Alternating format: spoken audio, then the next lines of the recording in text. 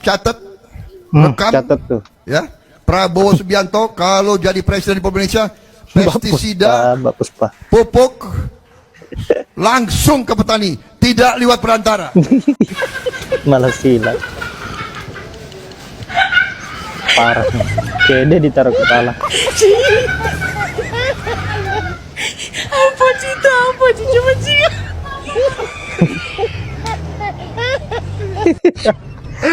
Ustadz saya, kiai-kiai saya mengajarkan kepada saya, Prabowo, kau sebagai muslim, sebelum kau menghabiskan nafasmu terakhir, kau harus ucapkan 2 kalimat syahadat. Dan saya sudah 3-4 kali dalam hidup saya mengucapkan 2 kalimat syahadat.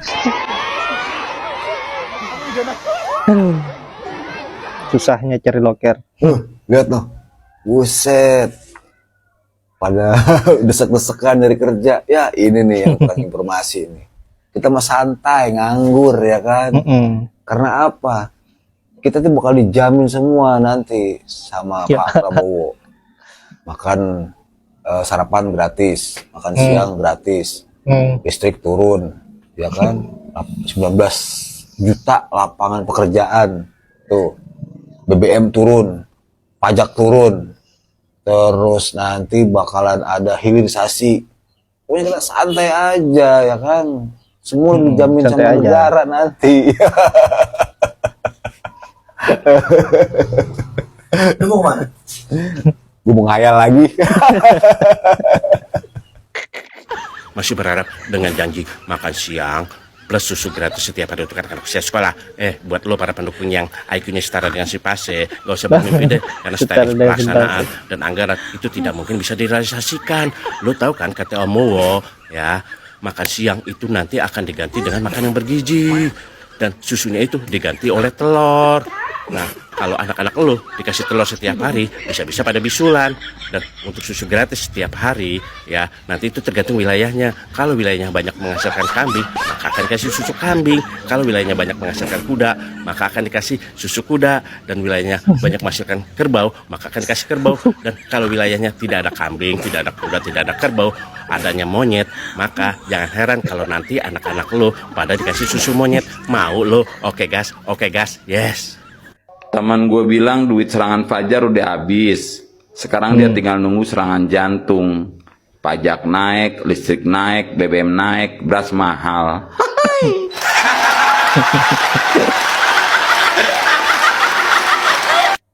Oke gas, nonton TV, beritanya tentang korupsi. Buka sosmed, beritanya juga tentang korupsi. Korupsi kok sudah seperti menjadi profesi. Pergi ke sungai membawa pancing. Di pinggir sungai ada buah nanas. Wow. Bagaimana Indonesia bisa bersaing kalau korupsinya semakin mengganas?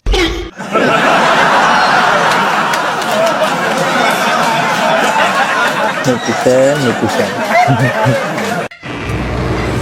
Indonesia meroket hutangnya, meroket impornya, meroket pajaknya, meroket biaya pendidikannya, meroket biaya kesehatannya, maka meroket pula beban rakyatnya.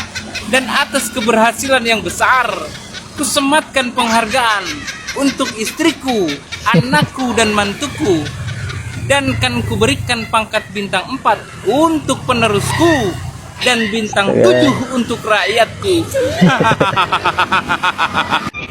Saya tahu senyuman Anda berat sekali itu. Sebenarnya kita tidak bisa membaca senyuman orang, dan tidak semua orang itu memiliki perasaan sama dengan kita meskipun kita mengalami posisi yang sama. Orang bisa senyum, kalau saya secara pribadi bakal senyum karena merasa puas. Saya telah melakukan pertandingan dengan cara yang baik, bersih, tanpa menipu. Jadi saya puas terhadap prestasi saya meskipun kalah. Itu saya. 2, orang bisa senyum karena merasa nggak level, ngenyek, atau nyindir. Senyuman sinis. Ya mungkin senyuman, ya sudahlah, memang nasib gue seperti ini.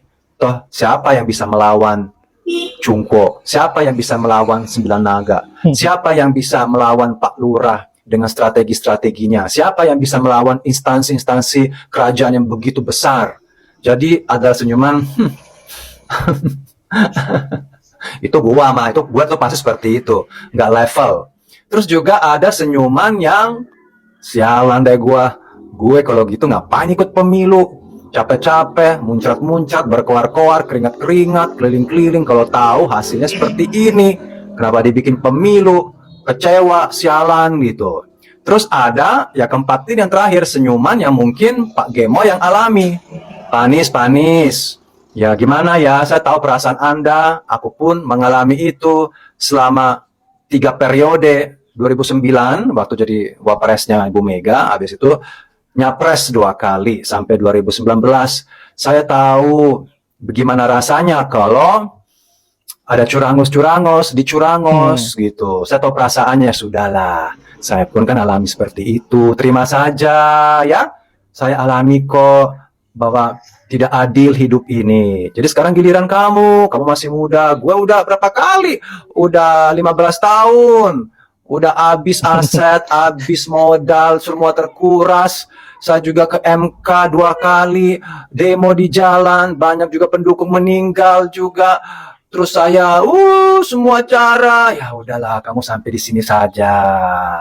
Saya pun alami, saya tahu perasaan kamu, saya tahu senyuman kamu. Ya sudah, terima saja ya. Ya, saya pun alami, saya mengerti. Kayaknya di sini deh yang keempat. Yap, itulah tingkat-tingkat konyol dari netizen.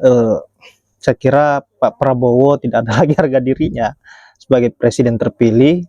Belum saja dilantik jadi presiden, para netizen sudah terus-menerus mengejek Pak Prabowo dan bahkan memparodikan apa yang pernah diucapkan oleh Pak Prabowo, apa yang pernah dijanjikan Pak Prabowo semasa beliau berkampanye. Dan saya kira para netizen ini memang betul-betul tidak ada akhlak. Tetapi mau bagaimana lagi, karena apa yang diucapkan oleh Pak Prabowo ini berbanding terbalik dengan kenyataan hari ini. Meskipun Pak Prabowo belum dilantik, tetapi pernyataan beliau ini adalah ingin meneruskan apa yang menjadi program Pak Jokowi. Dan itu artinya apa yang menjadi kebijakan hari ini sama saja dengan apa yang menjadi kebijakan pasca dilantiknya Pak Prabowo, dan mungkin bahkan lebih parah dari ini. Nah, menarik untuk kita nantikan ke depannya. Pasca pelantikan Pak Prabowo Gibran ini mungkin akan lebih parah ejekan-ejekan dari netizen, dan bahkan mungkin lebih ekstrim cara penyampaian netizen kepada Pak Prabowo ketika ada program yang tidak sesuai dengan apa yang dia ucapkan sebelumnya, apa yang dia janjikan terhadap rakyat sebelumnya, dan tidak terrealisasikan pasca pelantikannya. Dan ini yang berbahaya. Dan semoga saja apa yang menjadi program Pak Prabowo bisa beliau buktikan, bisa terrealisasikan ke depannya, agar ejekan demi ejekan tidak lagi dilakukan oleh netizen, karena kasihan juga Pak Prabowo ini sudah tua, sudah uzur, seharusnya tidak pantas untuk diejek seperti itu. Tetapi karena lagi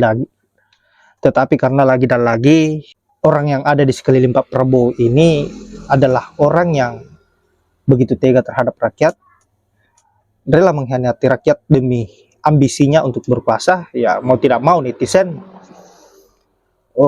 tidak pernah memandang dan tidak ada rasa belas kasihan terhadap orang-orang yang berada di barisan pelaku kecurangan dan mengkhianati rakyat.